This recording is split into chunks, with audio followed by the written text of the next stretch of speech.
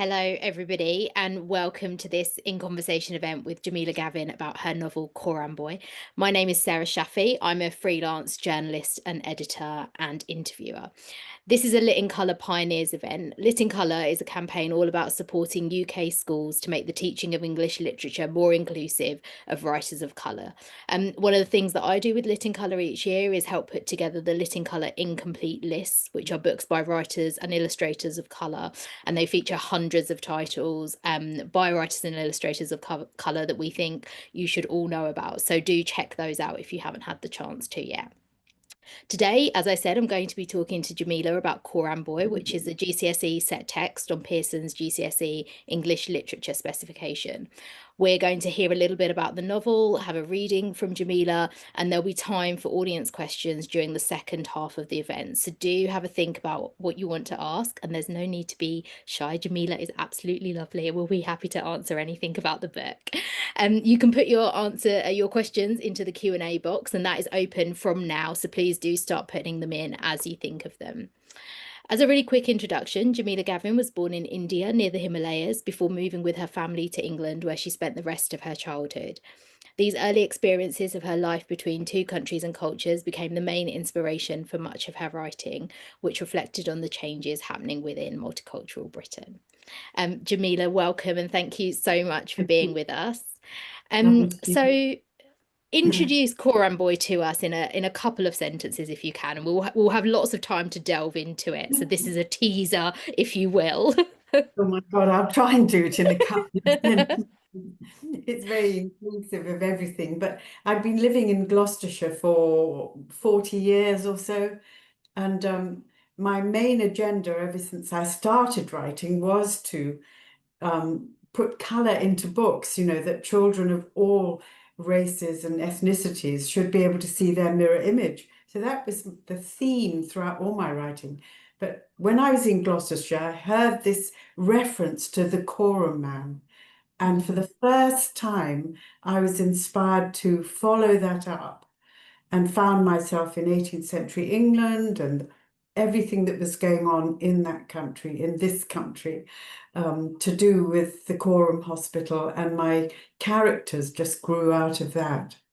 Mm. I felt that my character Toby, who is of African descent, just grew very naturally out of the plot.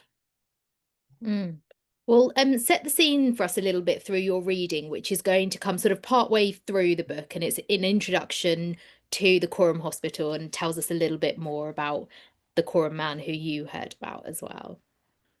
Yes, well, I mean, it was a passing reference, and I wasn't even in London or even in Gloucestershire. I was way up north, and we were talking about probably child abuse, child trafficking, all the things that have gone on forever.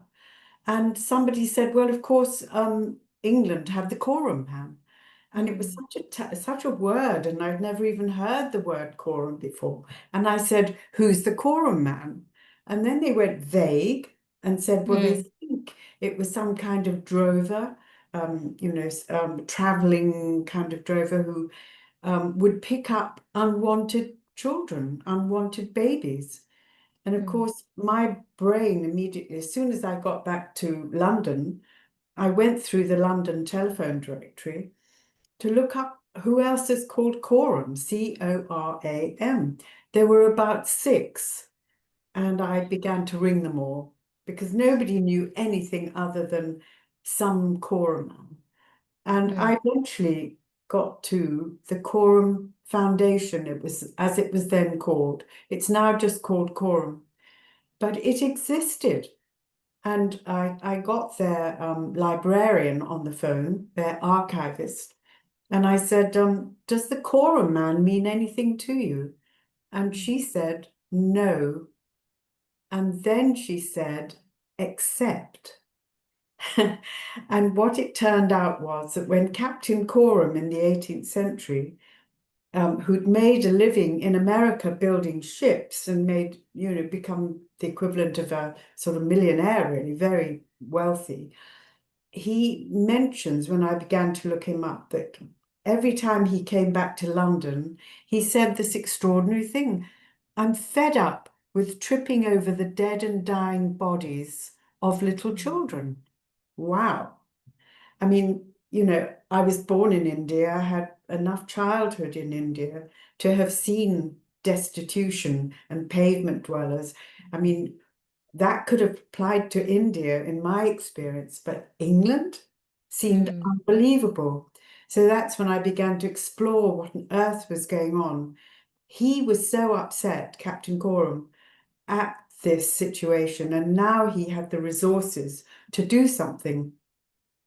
And one of the questions I often put to children is, do you know the difference between an orphan and a foundling?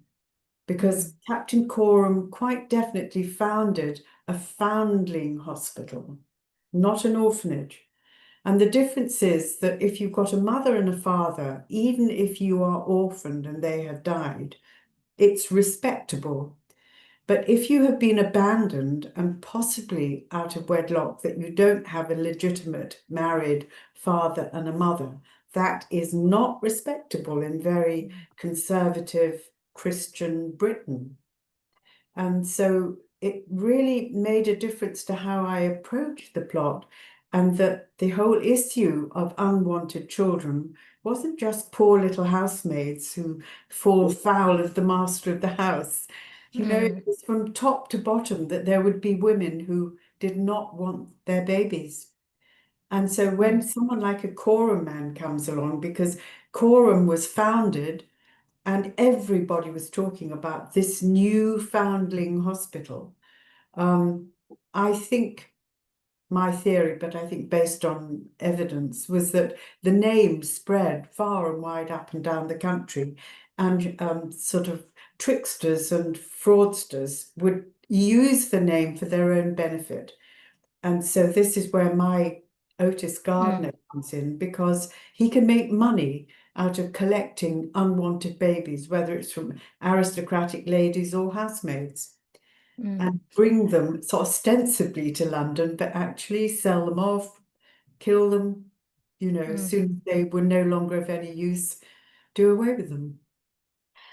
So we'll talk more in a moment about your story. Can you read us a little bit for the moment, so we can hear a little bit about the Coram Hospital? Yeah, I think I'll read you the sort of background that kind of produced the story. Yeah. It's chapter 11, and I call it the Coram Hospital. Coram. That's the name. I've heard of him. You are the Coram man, aren't you? You will take my baby, won't you? You will deliver her safely to that kind gentleman. It is true, isn't it, that he never turns any baby away, and they look after them until they're ready to work? It's true, isn't it? Tell me it is. They feed them, clothe them, train them for work. That's what I've heard. Girls as well as boys. That dear good man, Captain Coram, like Jesus, suffer the little children. I would kiss and wash his feet if I could, and thank him for taking in my little one. Will you guard her with your life? I'll pay you. I'll pay you whatever I have. Only take care of my little daughter, my darling angel. And here, will you take this lock of my hair and this little bead necklace? Make sure they stay with her. Make sure you that, tell them at that place, tell the captain, God bless him, that this is her mother's hair, and that she should know one day that her mother loved her and only parted from her to save her from starvation and cruel public abuse. You will, won't you? And bring me word, will you? Next time you're around these parts, I'll look out for you. Only bring me word from time to time that my darling is safe and well. I'll pay you. I'll pay you. I'll pay you all that I have if you will just take her to Coram. The weeping, pathetic voices of distraught mothers became an increasing chorus in Meshach's head, night and day, so that often Meshach didn't know whether he woke or slept, dreamt, or really heard the anguished voices like rain streaming through leaves, mingling with the kitten-like mewlings of newborn babies in those woods, those dark, deep, leafy, muddy, root-entangled woods, or in mire-filled ditches, or on high, deserted moors, or by lonely wayside hedgerows. They dumped so many little bodies along the highways and the byways on their way to London. And all the time the name, Coram, Coram, was repeated and repeated like a prayer, as though the very name invoked paradise. They reached London and crossed its teeming carriage-filled thoroughways, squeezing through narrow, rat-infested alleys and lanes, and skirting the piles of rubbish. They ignored the drunks and the down and outs, the men and women and children slumped in doorways or under arches of bridges, dying of gin and starvation. Otis eyed the fine ladies and gentlemen in exquisite wigs and hats and jackets and gowns and silver-buckled shoes who picked their way through the city or skimmed lightly over the mayhem in their carriages like glittering fairies, as if all the filth and sorrows of the world were completely invisible to them. They were invisible to Meshack too, for all he saw in his mind's eye was the little play cottage in the woods, and Melissa, his beloved angel, Melissa kissing Alexander. Even now, after 2 months, his stomach churned over. She was his angel. Pain and anger merged like waves, crashing in a storm. Only now, gradually, the anger was fading. Somehow she began to rise up out of it, and once again, in dreams and fantasies, it was her face alone which hovered over him, and he imagined her walking at his side or smiling with her heaven-blue eyes into his face. On a certain morning, Otis and Meshack left the stench and smoke and raucous sounds of the city behind them and made their way northwards towards Lamb's Conduit Fields. They drove along cow-cluttered fields and meandered between orchards and pastures to the outskirts of the city, where the air was cleaner and where wealthier people lived in their large mansions, keeping their distance from the murk and din of the teeming populace. Thank you very much for that. It really gives us a bit more of an insight into the world in which the Coram Hospital existed as well. So you mentioned there you sort of heard about the Coram man, and then you sort of made these phone calls and found out a little bit more. How did that initial sort of initial tease that you found become this novel? At what point did you decide you wanted to have a novel that, I mean, that begins with Otis and Meshack? I mean, did it always begin with Otis and Meshack, and that's how you sort of imagined the story going? It did. I mean, it was the Coram man, and I felt I needed to get into his head and what he was about. And what you realize is that in a country like Britain was then, competitive, determined to make its way in the world, initiating the Industrial Revolution, becoming Mm, the wealthiest country in the world, blossoming out, if you want to use that word, into empire. So it was a very go-getting society. Otis would have been go-getting. He had decided to make this trade work for him, trade in babies and so on.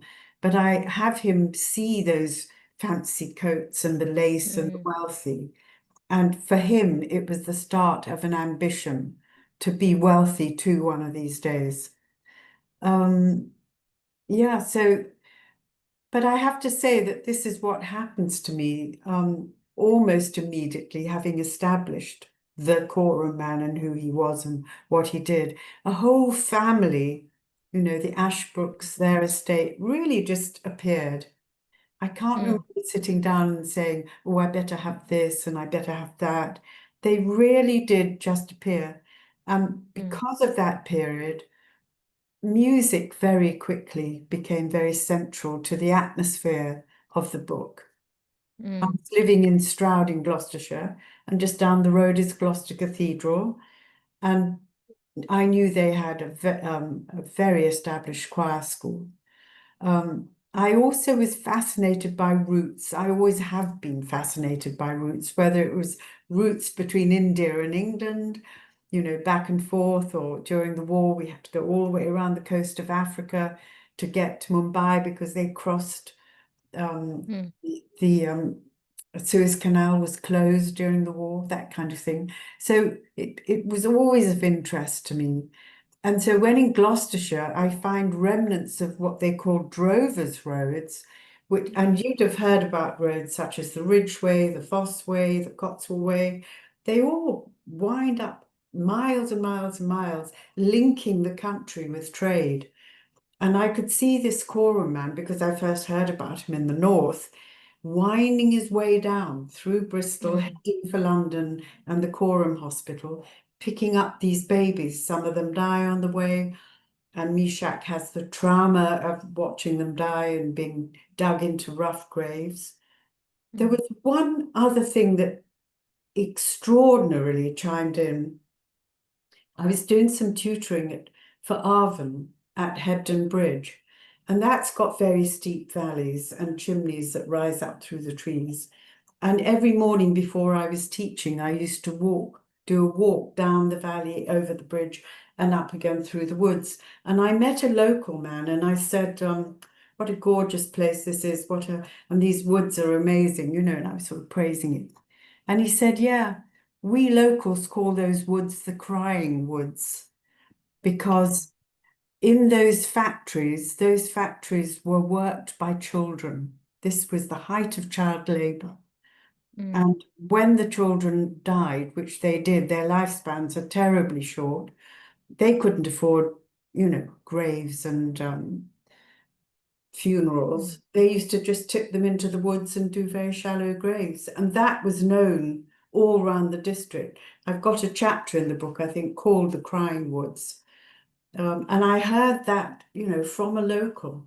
So that mm. all reinforced my feeling that I was writing something real, not just fantasy, but real. Yeah. You've got all these threads that are coming together, all these stories that you are hearing. Are you a writer who does a lot of historical research as well for something like this? Or were you writing and then going away to kind of find out about things that you needed because of the story that you'd created? It's mostly that way round, all the way up until Coram Boy. I mean, the earlier books, the Surya trilogy, all of those novels which cover my own history in a way, India, England, independence, partition, all those themes. It was Mm, almost family history that I could kind of regurgitate. I wasn't necessarily rushing to libraries and looking up right. dates. I had my parents there for a lot of it. Yeah. But with Coram Boy, I felt the need to write the story, and that when I came to a point where I needed research, then I would research. A lot Mm, of people will plan first, research first, plan first, decide who their characters are, and everything first. And then mm, they feel confident enough to sit down and write the story. For me, it's really, on the whole, been the other way around. The story is driving me. I want to get that story down, and I don't mm. want to come across something that's going to go against my story. Yeah. On the other hand, I don't want to write anything that's false. I'm Mm, very conscious. After Coram Boy was published, I had a letter from someone who said, well, you didn't do your research very well, did you? You ought to know that the opening of Messiah does not have timpanis. right. And I described a performance of Messiah. Well, I had, as it happened, looked at the inventory of the Coram Hospital when they did perform it, and a timpanist was in the list of Mm. musicians that night. So I was able to write back to that man and say, well, I did do some research, and there was a timpanist playing that night. So he Okay. very kindly wrote back and said, I'm very glad to know you did your research. But what it showed is that one error can destroy Mm. the credibility of the whole book. But it is interesting because you are writing historical fiction, so there is sort of room there for license. And I think in the opening, in the note that you put at the beginning of the novel, you talk about moving when the Messiah was actually played at the Coram Hospital from sort of May to December to fit your novel. Yeah, And I find things like that interesting because there is that balancing act, I guess, between yeah, making sure something is historically accurate, but also being able to tell the yeah. story that you want to tell. Absolutely. And I kind of argued that to myself that someone like Handel may well have tried it out with a local choir and the hospital choir Mm, without it being a public official performance where you would need to get your dates right. So yeah, mm, but I try not to lose the credibility of a reader. yeah. Whatever way you do it, poetic license or whatever it is, you've got to hang on to that credibility. Mm, Later on, as I began to write about World Wars One and Two, um, it's such well-trodden ground. Everybody, any historian, teacher, anyone teaching that period will know their dates and facts and places. So then that's when I think the first time I did serious historical research, because I okay. really didn't want anyone to say, no, you can't, that's wrong, that didn't happen. Yeah. Someone said, no, you wouldn't have gone from Ostend, you'd have gone from Dunkirk, that kind of Right. detail. There'll always be people that know that. Mm. Um, you mentioned earlier that this period of time in Britain was one of sort of great movement and striving forward, and you've also mentioned empire as well. What do you want readers to understand about 18th century life in Britain through this novel? I mean, because it is a slice of a number of characters' lives, but there is obviously, greater history happening in the background of this novel as well. Yeah, I mean, I allude to the slave trade, but I Mm, don't allude to empire. Well, empire barely started. I mean, one's got to remember with empire, especially with India, and India was my experience. And it was suddenly realizing when I was reading descriptions of 18th century London, I could have been reading about Calcutta or okay. Mumbai. And that's when I was able to make a kind of visceral connection, say, I know that, I've seen that. So that was very important for me so I could identify with aspects of 18th century Britain. And I suppose the message is that at one period or another, they've been through it. And, people think of Britain, oh, that would never happen here. Or Britain is the great wealthy country and everyone else is sort of struggling. And third world was the term that they used so much, even of India. Um, Mm, but actually, they were having very similar experiences, a huge amount of wealth combined with a lot of poverty. Now, mm, in Britain, in England, class was the issue, whereas in, say, India, particularly Hindu India, it's caste that is yeah. the issue. So that those little differences I appeal to me, even if they're not there in the book. They sort of, I was very interested. That's why you'll see that Alexander is an upper class aristocrat, and Yeah. his best friend is the son of a carpenter, Thomas. And Mm, what unites them is music. And one of the biggest inspirations for me when writing Coram Boy was the story of Handel. Music was my passion right from early childhood. I was trained as a musician later, but it was music, music, music. And I had lots of books about lives of composers and that sort of thing. And one of them was Handel. mm, Handel's father was a surgeon, and in those days, surgeons were barbers. They were kind of lower middle-ish classish. They weren't up. But he was very ambitious for his son. And so when Handel became more and more obsessed with music, that scene in Coram Boy where the father throws out every musical instrument in the house mm. happened to Handel. When Wow. Handel was becoming more and more obsessed with music and he want my instruments and organ and so on. His father, in a fury, threw the whole lot out.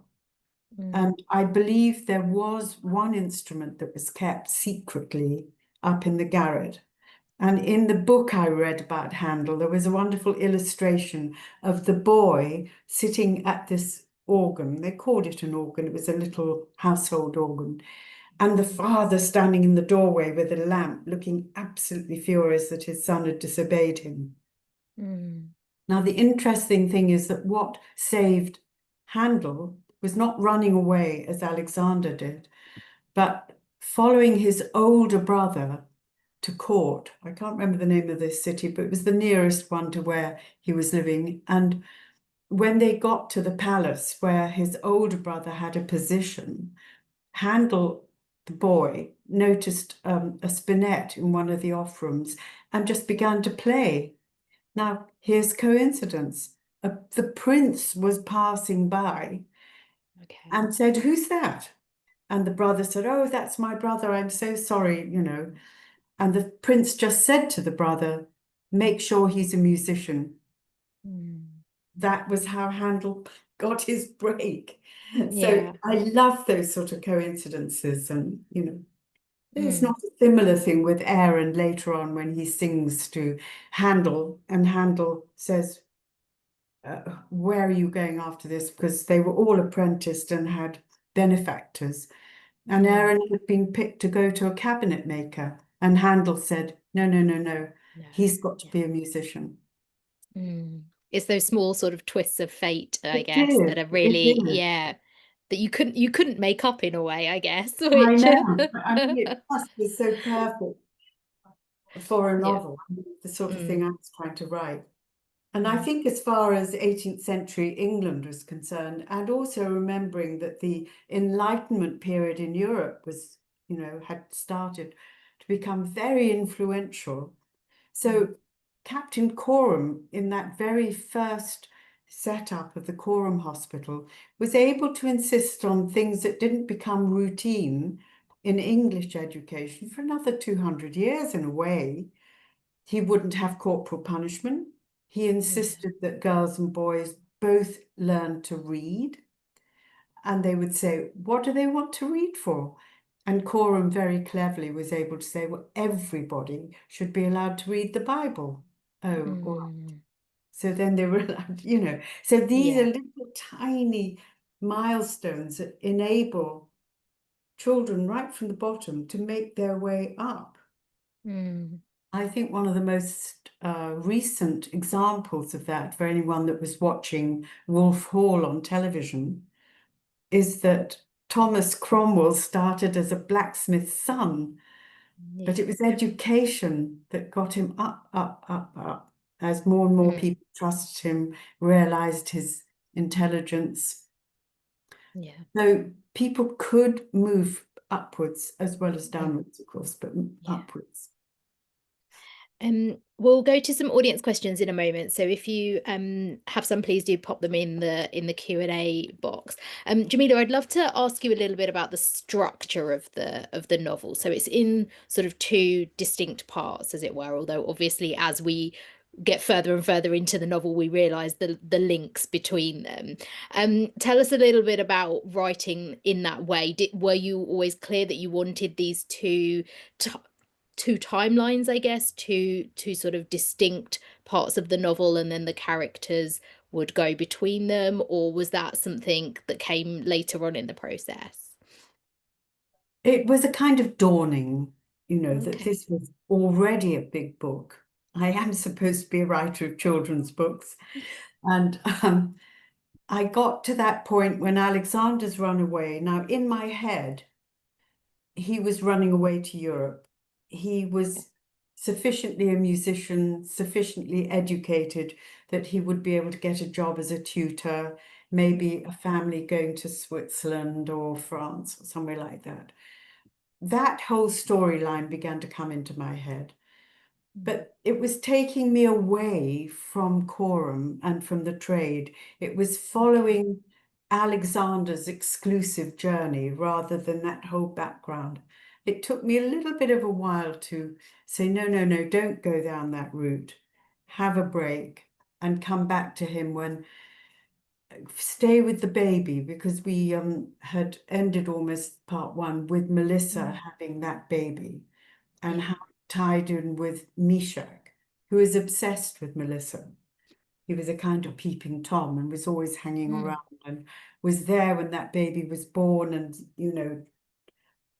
and his father handed him the baby when Mrs. Lynch gives the baby to Otis, and Otis Otis. passes it on, says, "Get rid of it." And that's when Mishak says, "I can't get rid of this baby, my angel's baby."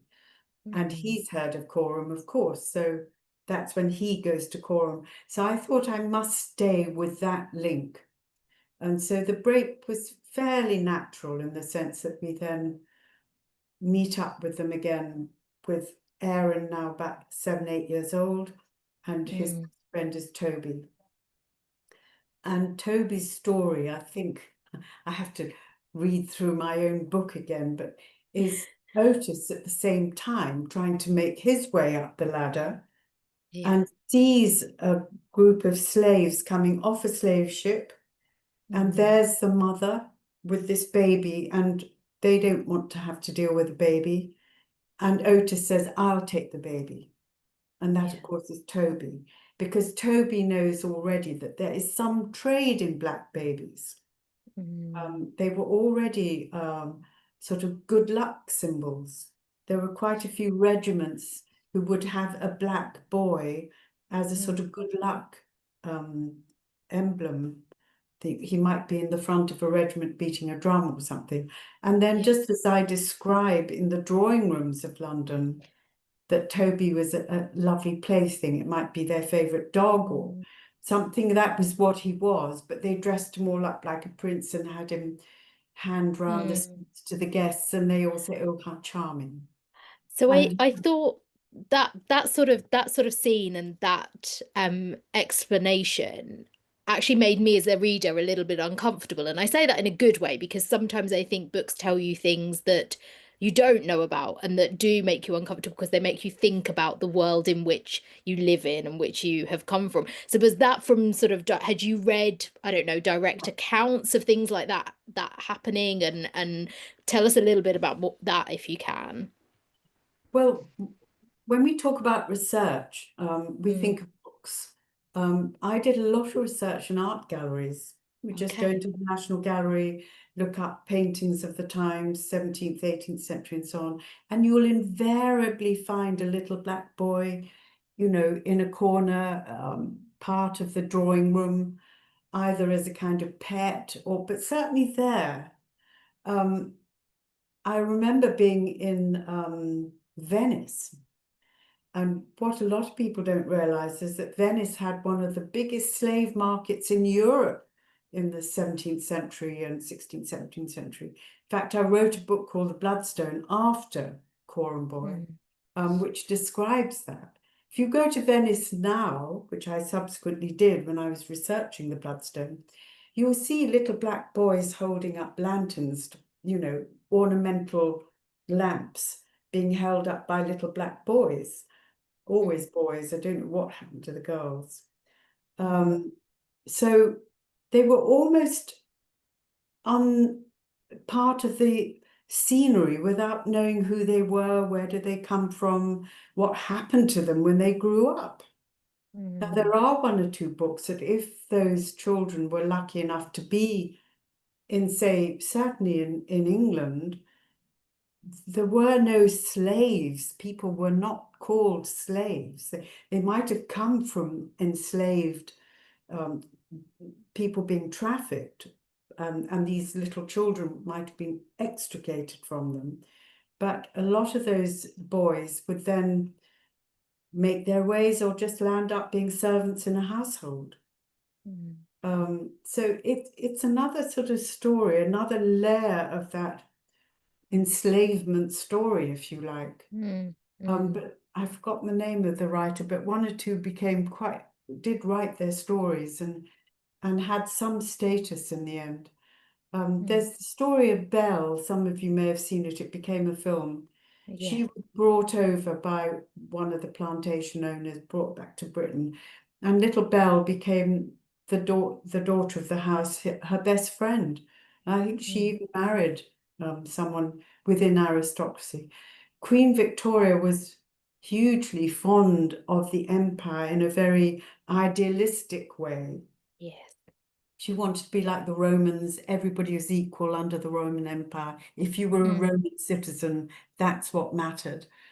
Um, so there are elements of that.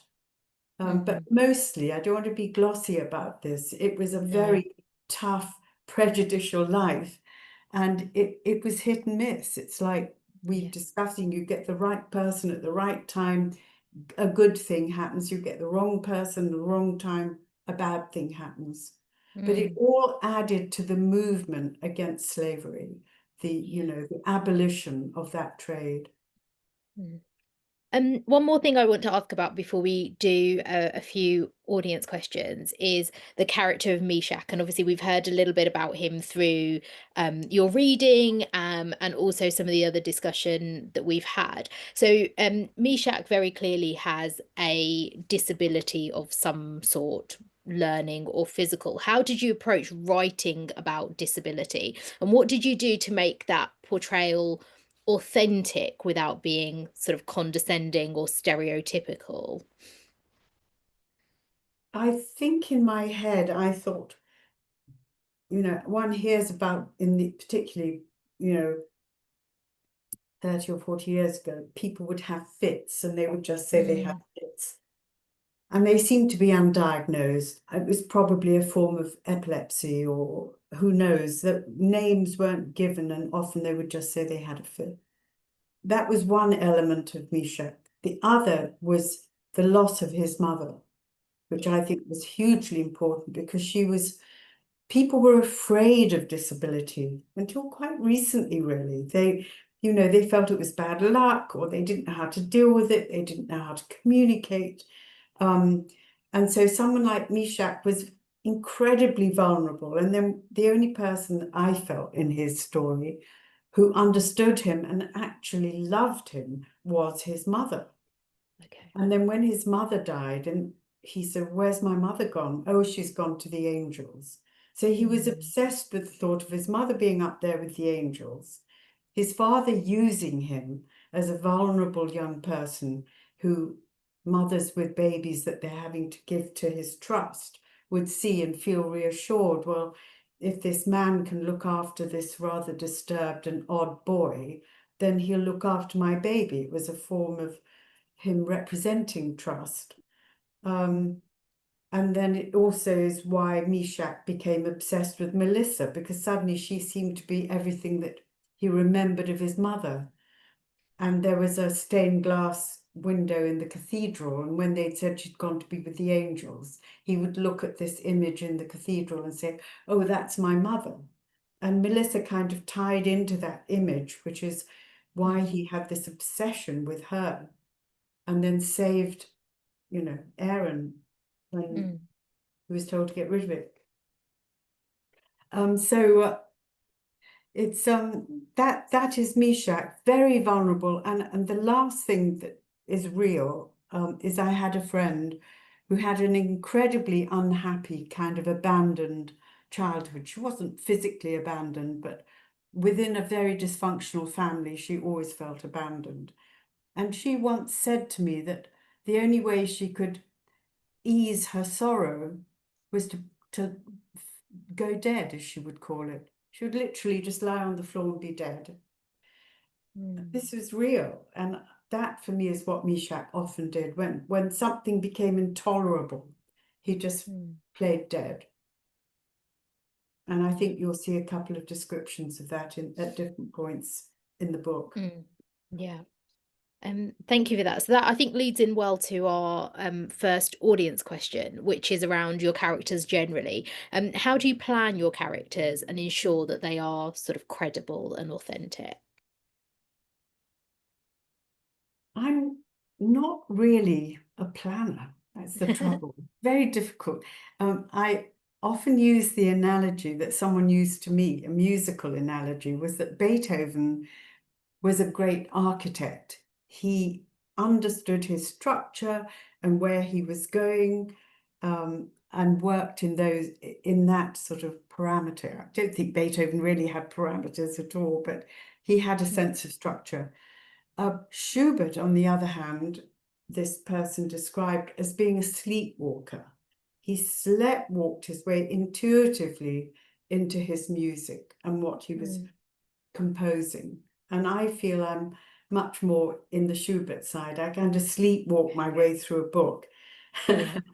and maybe come back to it later and enlarge it a bit. And this is where I personally was blessed with the most wonderful editor. Okay. And she always was getting into your head to see if you were able to write the story she felt you were trying to write. And Mm. actually, it was this editor who I went to very early on with the Coram Boy. And I said, I'm not sure that this is really a children's book. And, she had come out of the 1930s. She was Jewish. She'd had that whole background of horror through the Second World War. And in a way, she kind of agreed with me. My instinct was that anything that happens to children, in whatever the context, ought to be kind of expressed or written about. There shouldn't really be any barriers. Oh, that's not really suitable, or that's not Okay. suitable. Obviously, there are some Mm. barriers that you do keep for the adult Mm. world. But, she Mm. said, no, go ahead and write it. And I'm Okay. sure if Miriam hadn't, confirmed that that was the thing to do, I may not have written it, or I may have set it aside thinking one of these days I'll write an adult book. Well, I never have written an adult book. And maybe it wouldn't have got written, but she kind of confirmed my gut feeling that it was a good story, it involved children, and it's good for children to know what other children go through. Mm. Well, we owe a debt of gratitude to your editor then. Absolutely, we do. Um, it's so fascinating hearing you talk about music, and obviously, as you've said, music is such a huge part of this book. Have you always been a lover of music, or was it this novel that sort of made you look at musicians like Handel or Schubert or whoever much more? It's always been in my life and still is. I think in the Surya trilogy, I don't know, I think that was on the curriculum at one time, but the first book, The Wheel of Surya, Mm, my main character, Marvinda, loves the sound of the violin because right. the sort of white family that lived near her Mm, village and for whom they were servants. They used to make music every evening, and the woman, mm, Mrs. Chadwick, used to play the violin, and Marvinda fell in love with the sound of the violin and longed to play it. Then when mm, she finally gets to England, she hears the sound of the violin in the basement of this property where she's found herself living. And she creeps down, and it turns out to be a Jewish refugee who'd been a music teacher. And he mm, teaches her to play. So I always find ways, in one way or another, of just referring to music or it being there without it being the main plot. It's never been a main mm. plot until I wrote Coram Boy. Okay. And then it became really the heart of everybody's, the connecting heart for all the characters, really. Mm. Do you listen to music when you write? Did you listen to music when you No, wrote while you were I, writing, or I sort of in don't. between? Well, I'm always, music is always there. I go to the piano and play, but I Okay. can't write when there's music on in the Yeah, background. that's So fair I'm enough. one of these people that write in silence. I know there are lots of people who are the opposite and like to have Yeah. music on. Mm. Obviously, there are pieces of music mentioned in the book, but somebody in the audience wants to know, are there any other pieces of music that you feel resonate with Coram Boy, in particular? Other pieces of music, I'm not Mm, sure, except for the I mean, the whole fascination in Alexander's life, for example, he wanted to be a composer. That all seems airy-fairy, but he had a voice which is not airy-fairy. So, and this was one of the little plot links, wasn't it? The father was saying, yes, when your voice breaks, then I'll have you back to run the estate and be my heir. And it's quite a dramatic moment when Alexander singing at his mother's birthday party with his Mm, beautiful yeah, treble voice, and suddenly it cracks, and that's it. The voice yeah. has broken. Um, Mm, so from that point of view, there are other books, I think, that deal with boys with their treble voices and breaking. I can't think of any titles at the moment. But I don't know if yeah. that's answering your question at No, all. no, no, no, that's fine. Um, this book was initially published in 2000, so that's I know, a long 25 time years ago. I was ago. about to say that's 10 years ago now, 25 years ago now. And obviously you were writing it before then. Why do you think it stood the test of time, and why do you think so much in it, from sort of the discussions around identity, slavery, friendship, family, all of those things, still feel like they really speak to readers today as well? Because I think the main issues in Coram Boy are always relevant. You Okay. know, how do you kind of find your identity? Do you only have one identity or several? I mean, look at Otis rewriting himself. Um, Aaron discovering that actually he comes from quite a high family. But it was an issue for certainly in some of the earlier performances of the play, Right. friendship. I know that many readers were aghast that I killed off Thomas. Why did you kill off Thomas? Sort of really upset.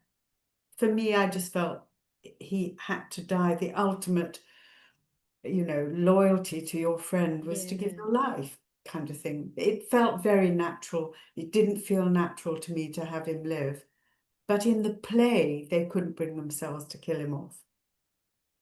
So I don't know if any of you've seen the play as written. Mm. Um, in fact, it's not really as written, it's as produced. But Okay. Thomas doesn't have a role anymore after that scene at the docks when, Mm. Otis tries to kill him. Mm. So at the very end of the play, when there is everyone's reunited, Alexander with Aaron, you are my son, Yeah. and Melissa saying, you're my son and I love you. And then in the play, and I love you too, they embrace Yeah. Toby into that family dynamic. Mm. And Thomas is standing there with his arm in a sling doing absolutely nothing. And I was quite upset about that. But I saw one production that got it right for me. If you weren't going to kill off Thomas, if he was going to be there, she was so clever, this producer, instinctively, that in that reunion scene, Alexandra and Melissa claiming Toby as their, sorry, Aaron as their son. There's Thomas is standing there on his own with his arm in a sling, but she excluded Toby as well. So okay. Toby's standing there awkwardly. What happens to me? I'm a black boy in London. Who's going to want me now? I'm not an aristocrat. I'm not part of the family. What will happen to Toby? Will he just come in as a servant? Will he Mm. be equal?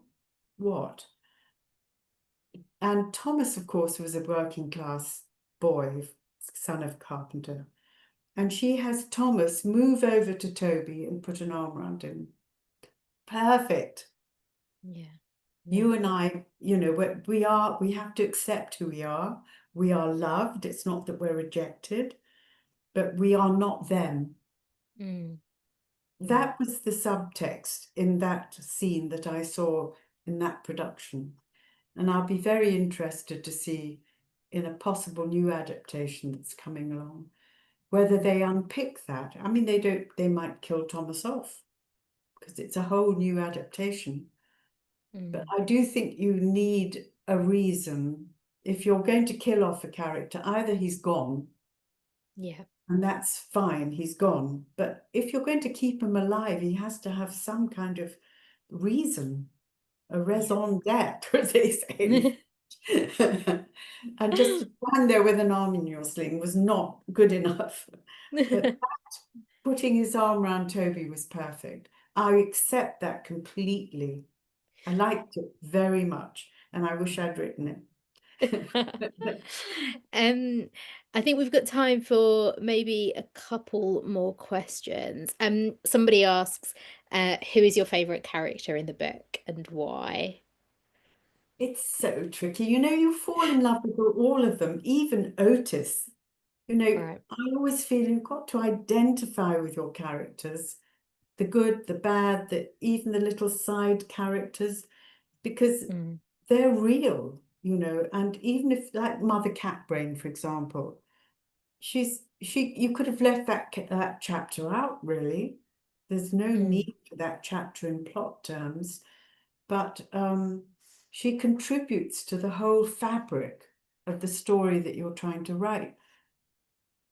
I mean, I love them all, but mm, obviously emotionally care about the four of them, Alexander, Thomas, and Aaron and Toby. yeah.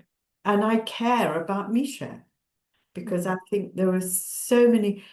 I feel that a lot of books that I do write, and certainly subsequently, they're about communication. We all are dependent on communication, communicating our feelings, who we are, what we want to be. Um, a book I wrote, I think it's called The Wormholders, and I've written a sequel, which is sort of finding its way. But this was a child I knew who was a non-verbal paraplegic. So how mm, is he going to communicate? And yet he had a totally normal, intelligent brain. mm, And in my book, which is semi-fantasy, I don't write a lot of fantasy, but when there is fantasy, like in this book, the only place that he feels completely himself is in the ocean with the whales.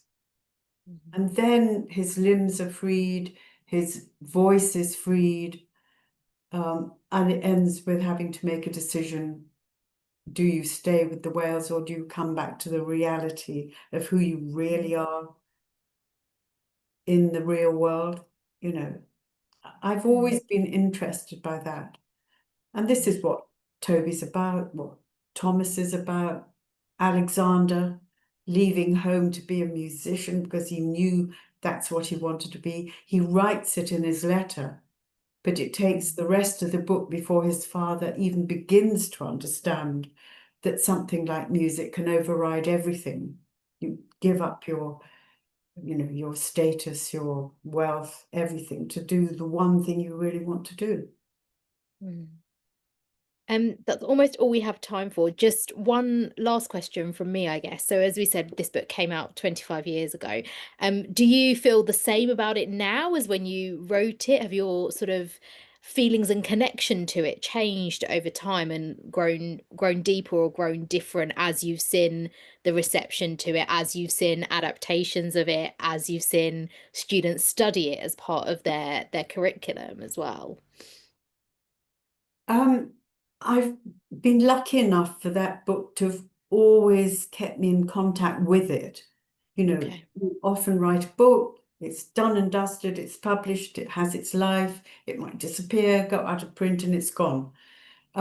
But Coram Boy, I have to admit, because of the play, in many, many ways, has stayed alive, and it's meant that people have read it Mm, both with the play in their minds, maybe, but also then read it. And just this interview with you meant I went back to read it again, and you sort of okay. say, "What? Did I write that?" It's still a sort of sense of wonder because I say it's like I'm a sort of daydreamer. I sleepwalk my way through books, Mm, and sometimes I can completely forget what I've written. I kind of wake up, oh, did I really write that? So Coram Boy stayed alive in one way or another, and I'm mm, proud of it and pleased. it's not, I don't think I've ever really written a book where I've thought, God, I wish I hadn't written that book, or I wish I hadn't said this or said that. Yeah. Oh, wonderful. Well, thank you so much. That is all we have time for, I'm afraid. We really, really appreciate your time today, Jamila. It's been wonderful hearing you talk about the book and getting some extra insights. Thank you to everybody for attending and for all your questions. And I wish everyone the best of luck in studying the book and hope you enjoy reading Coram Boy. So it's a goodbye from us, I think. Goodbye.